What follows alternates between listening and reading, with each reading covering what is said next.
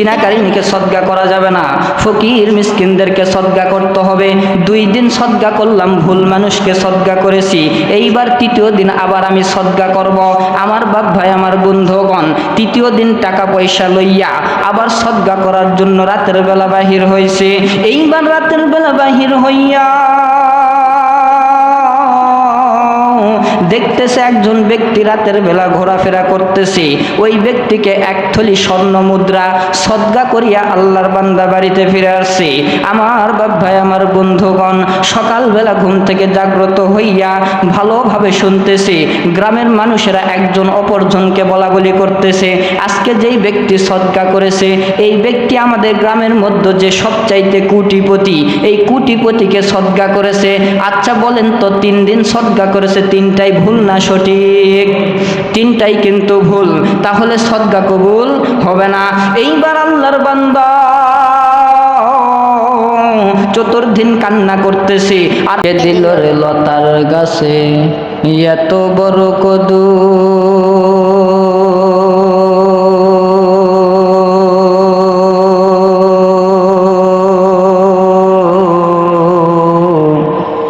কারিয়া দেশের মৌমাছিরা মৌচাকে দেয় মধু,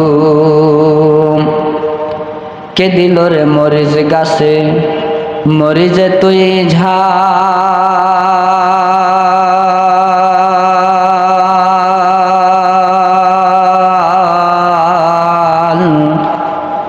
কারিয়া দেশের ভাদ্র মাসে গাছে পাকরে তাল, কে দিল রে আম গাছে আম, লেসু গাছে লেসু,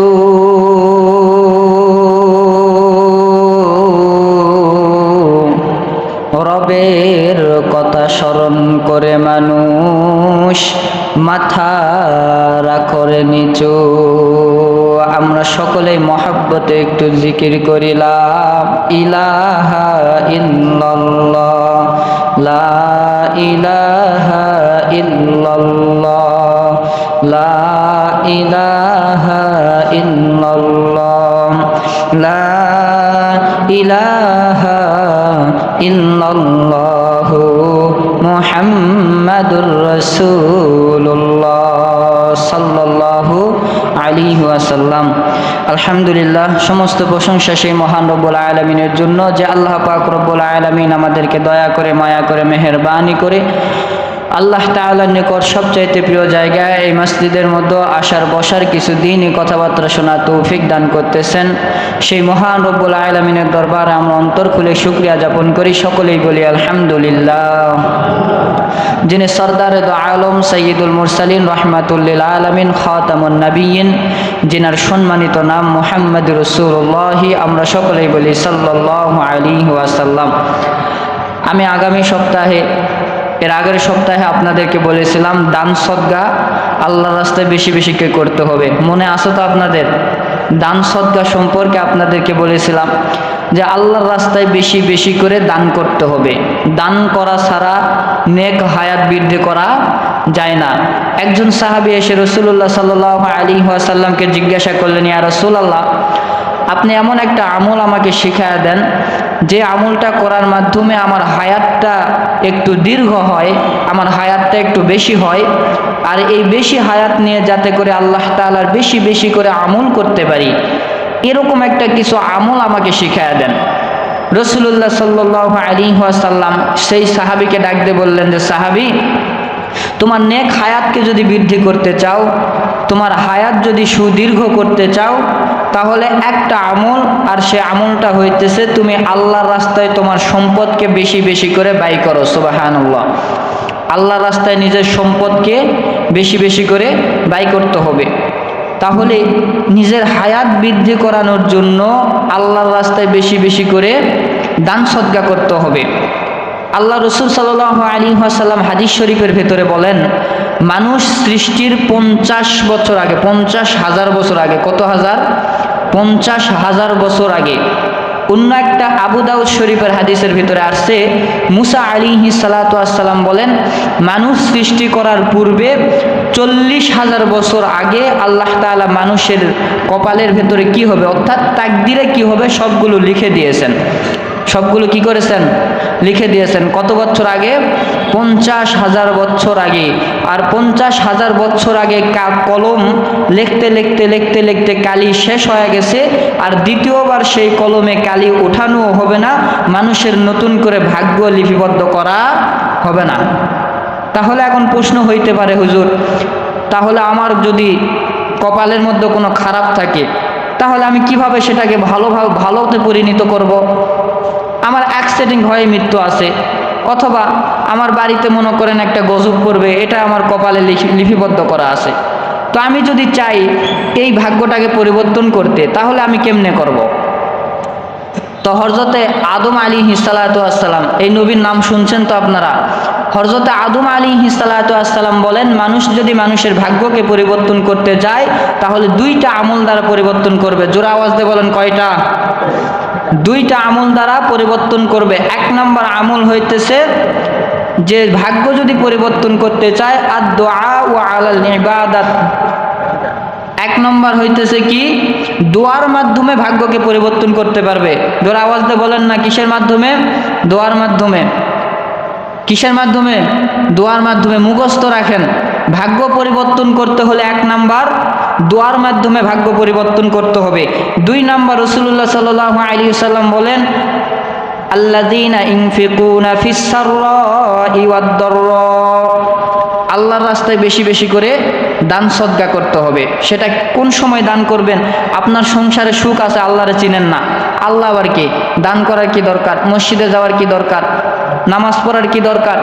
যখনই আপনার ছেলের অসুখ হয়েছে, আপনার বিশাল একটা রোগ হয়েছে, ডাক্তারের কাছে যায়, ডাক্তার সাহেব আমার ছেলেটাকে ভালো করে দেন। ডাক্তার বলে আমার দ্বারা হবে না, ওই যে রাজশাহীতে নিয়ে যান। রাজশাহীতে যায়, এখন ডাক্তারকে বলতেছি যে ডাক্তার সাহেব আমার ছেলেটারে ভালো করে দেন, যত কোটি কোটি টাকা লাগে আমি দিতেছি। ডাক্তার বলে আমার কাছে হবে না, ঢাকাতে নিয়ে যান। ঢাকাতে যায় বলার পরে ঢাকারাও বলে যে এখানেও হবে না, অন্য জায়গাতে নিয়ে যান।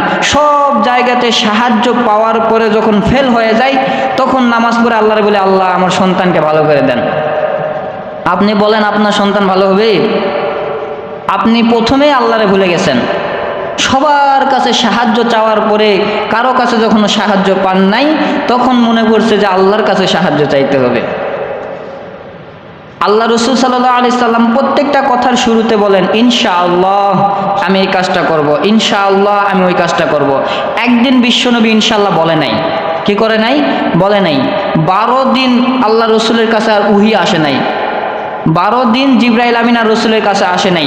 সাহাবায়ে কেরাম এসে, ইয়া রাসূলুল্লাহ আমার একটা মাসালার উত্তর দেন, আমি নামাজ পড়তে আমার একটা ভুল হয়েছে, আমি কিভাবে এই নামাজটাকে সংশোধন করব? আল্লাহ রসুল সাল্লাল্লাহু আলাইহি ওয়াসাল্লাম এরকম তো চুপচাপ দাঁড়ায় আছে। আল্লাহর থেকে ফায়সালা ছাড়া আল্লাহ রসুল কখনো কথা বলে না। এইদিকে তো জিবরাইল আমিনও আর আল্লাহ রসুলের কাছে আসে না। তো আল্লাহ রসুল তো খুব টেনশানে পড়ে গেছে, কি ব্যাপার, কেমনে উত্তর দেই? আল্লাহ কিংবা জিবরাইল আমিনকে আমার কাছে পাঠায় না, কি হলো? আল্লাহ তাআলা রসুল নামাজে পড়ে গেছেন। নামাজের ভিতরে সেজদায় পড়ে আল্লাহর বলতেছে, ওগো মালিক, সাহাবায়ে কেরাম তো আমারে প্রশ্ন করেছে, এই প্রশ্নের উত্তর যদি আমি না দিতে পারি, তাহলে তো আমার সম্মান শেষ হয়ে যাবে, আপনার কালাম মিথ্যা হয়ে যাবে, আমার উপরে সবাই অবিশ্বাস করবে, আপনি কিছু একটা ফায়সালা করেন। সঙ্গে সঙ্গে জিবরাইল আমিন আসছে। আসার পরে ডাকতে বলে, ইয়া রাসূলুল্লাহ আপনি সেই সাহাবীকে এরকমভাবে উত্তর দিয়ে দেন।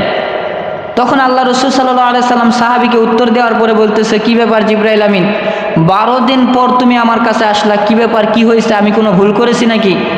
তখন জিবরাইল আমিন বলেন যে, ইয়া রাসূলুল্লাহ, ইয়া হাবিবাল্লাহ, আপনি যেই কথাটা সাহাবায়ে কেরামকে বলেছিলেন, এই কথার লাস্টে আপনাকে বলতে হতো ইনশাআল্লাহ, আল্লাহ তাআলা যদি চাই তাহলে আমি এই কাজটা করব, কিন্তু আপনি আল্লাহরে ভুলে গেছেন। এই কারণে আল্লাহ আপনার উপর বেজার হয়ে 12 দিন আপনার কাছে ওহী আর পাঠাই নাই। নাউজুবিল্লাহ।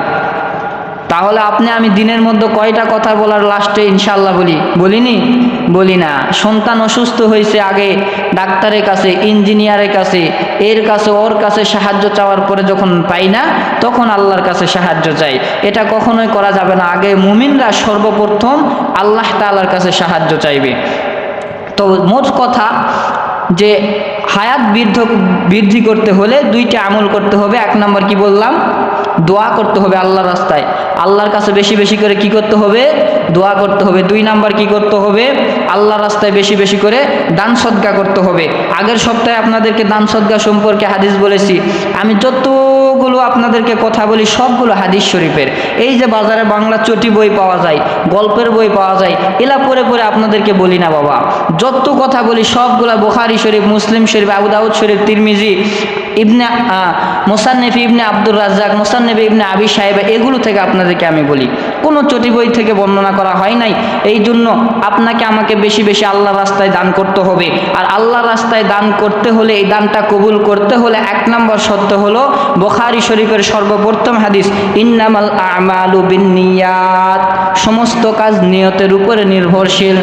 সমস্ত কাজ কিসের উপরে নির্ভরশীল? নিয়তের উপরে নির্ভরশীল।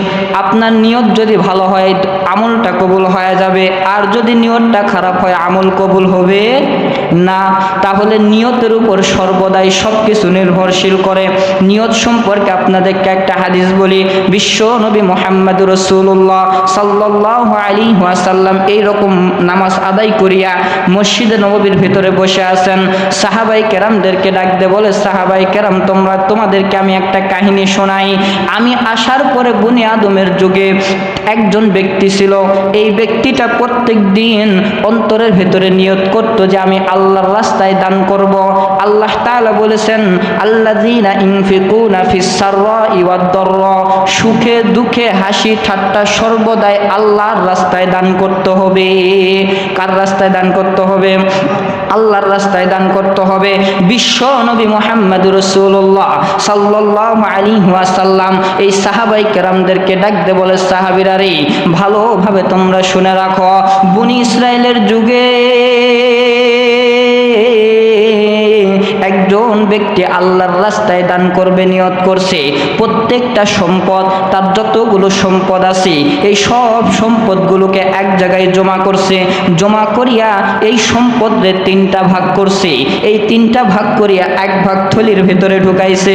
থলির ভেতরে ঢুকাইয়া এই আল্লাহর বান্দা মনে মনে চিন্তা করে, আজকে রাতের বেলা যখন আমি বাহির হব, রাতের বেলা যেই ব্যক্তিকে দেখতে পাবো ওই ব্যক্তিকে আমি সদকা করব।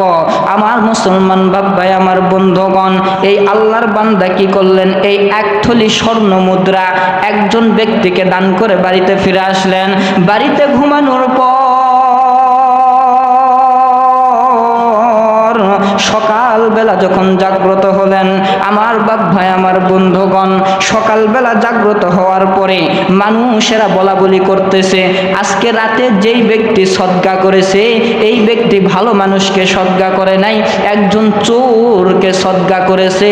চিল্লায় বলেন, কাকে সদকা করেছে? একটা চোরকে সদকা করেছে।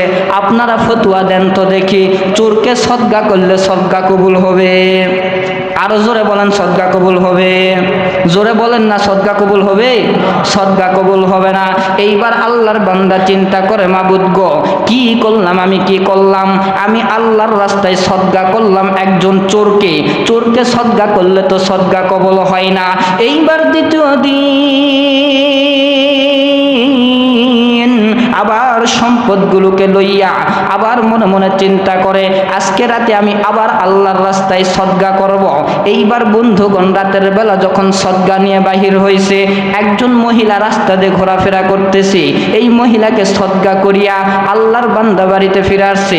আসার পরে যখন রাতের বেলা ঘুমে গেছে, সকালবেলা ঘুম থেকে জাগ্রত হইয়া মানুষেরা মনে মনে বলা বলি করতেছে, জোরে জোরে বলা বলি করতেছে, আজকে রাতে যেই ব্যক্তি সদকা করেছে এই ব্যক্তি একজন জিনাকারিনী মহিলাকে সদকা করেছে। চিল্লায় বলেন, কাকে? একজন জিনাকারিনী মহিলাকে। আপনারা বলেন তো, জিনাকারিনী মহিলাকে সদকা করলে সদকা কবুল হবে? সদকা কার জন্য ফরজ বাবা? গরিব, এতিম, মিসকিন, অসহায় যে খাইতে পারে না তার উপরে সদকা ফরজ, তাকে সদকা দিতে হবে। এখন এই ব্যক্তি মনে মনে চিন্তা করে, মাবুদ,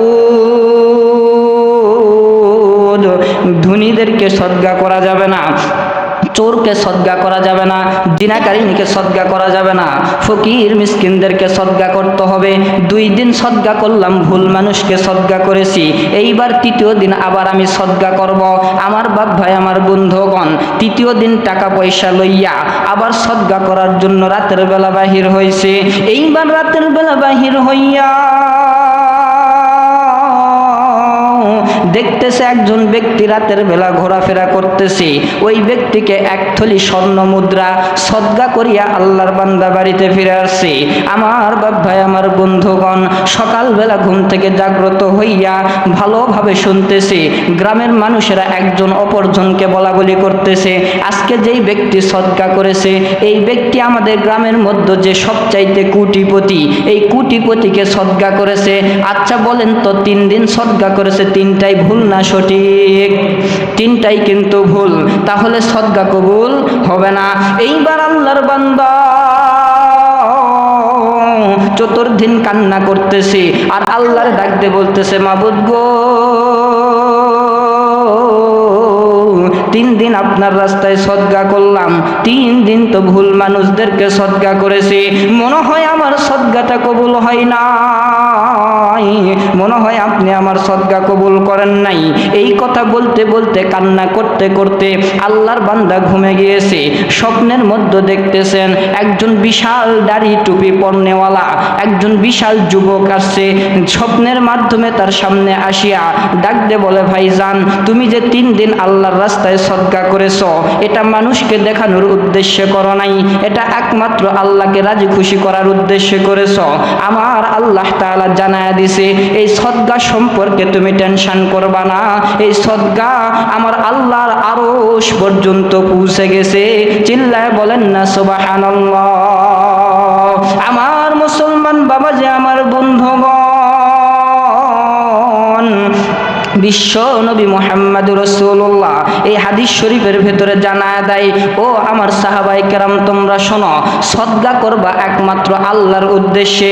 মসজিদে 10 টাকা দিবা আল্লাহর উদ্দেশ্যে, মাদ্রাসায় 20 টাকা দিবা আল্লাহর উদ্দেশ্যে, এতিম মিসকিনদেরকে টাকা পয়সা দিবা আল্লাহর উদ্দেশ্যে। দুনিয়ার মানুষ তোমাকে দেখুক আর না দেখুক, আমার আল্লাহ তোমাকে দেখেছে, আর আমার আল্লাহ দেখেছে। যেহেতু কিয়ামতের ময়দানে এই সদকাগুলোকে তোমার নিয়তের উপরে নির্ভর করে উঠাইয়া এই নিয়ত অনুযায়ী এক একটা বান্দারে জান্নাতুল ফেরদাউস দান করবে। আমার মুসলমান বাপ ভাই, আমার বন্ধুগণ, এই জন্য দান করতে হলে একমাত্র কার উদ্দেশ্যে দান করবেন? জোরে আওয়াজ দিয়ে বলেন না, কার উদ্দেশ্যে?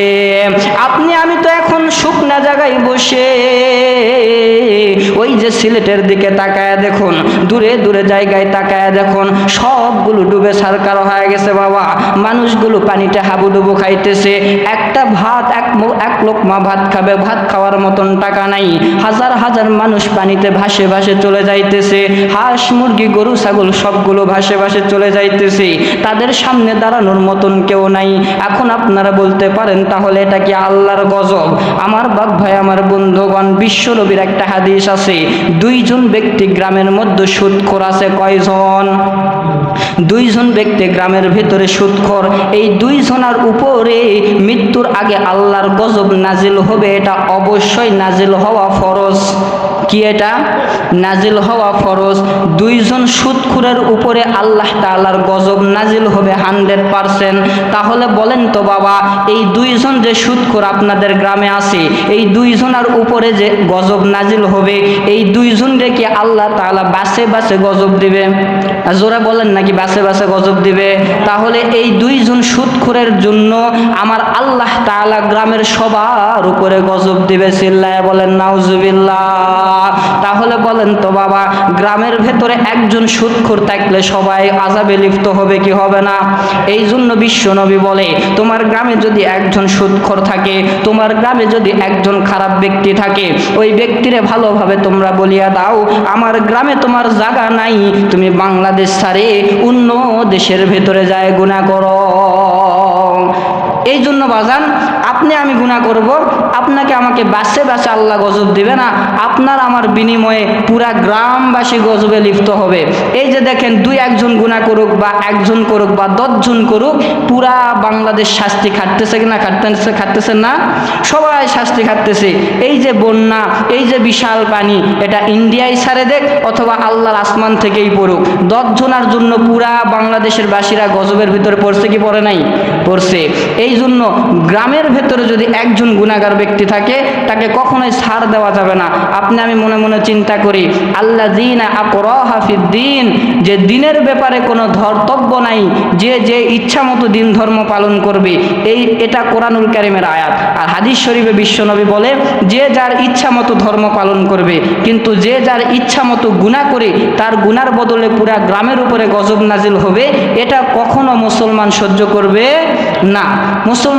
মুসলমানদের একটা আইন হলো, একটা দায়িত্ব হলো, বিশ্বনবী বলেছে, তোমার এলাকার ভেতরে যদি কেউ গুনাহ করে, কেউ যদি নামাজে না যায়, কেউ যদি দান সদকা না করে, সম্পদকে জমা করে করে করে করে কোটিপতি হয়েছে, 1 টাকা মসজিদে দান করে না, 1 টাকা মাদ্রাসায় দান করে না, তোমরা সেই ব্যক্তিকে ভালোভাবে বুঝাও। ভালোভাবে বুঝানোর পরও যদি সেই সংশোধন না হয়, তাহলে তাকে বলো তুমি গ্রাম ছেড়ে চলে যাও। গ্রাম ছেড়ে কি যাও? চলে যাও। এটা আমার বিধান না রসুলের বিধান বাবা, এটা রসুলের বিধান, এটা আমার বিধান নয়। রসুল সাল্লাল্লাহু আলাইহি সাল্লাম বলেছেন যে একজন গুনাহ করবে, তোমরা সবাই কেন শাস্তি খাটবা?